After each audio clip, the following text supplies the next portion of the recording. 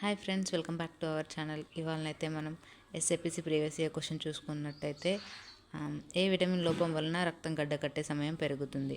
Vitamin K, vitamin B1, vitamin A and vitamin C. మనకైతే vitamin K వలన రక్తం అయితే గడ్డ కడుతుంది.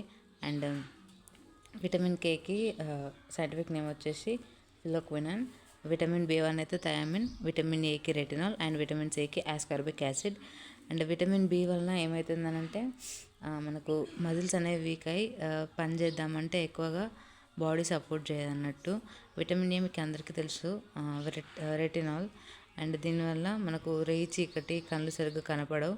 విటమిన్ సి విటమిన్ సి మొత్తం మనకు ఫ్రూట్స్లోనే వస్తుందన్నట్టు, మ్యాక్సిమం సిట్రస్ ఫ్రూట్స్లో ఉంటుంది.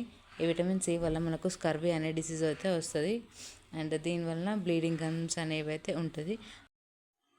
మనకి ఏ ఎగ్జామ్లో చూసుకున్నా కానీ విటమిన్స్ నుంచి అయితే పక్కా ఒక క్వశ్చన్ అయితే మ్యాక్సిమం అడుగుతారు.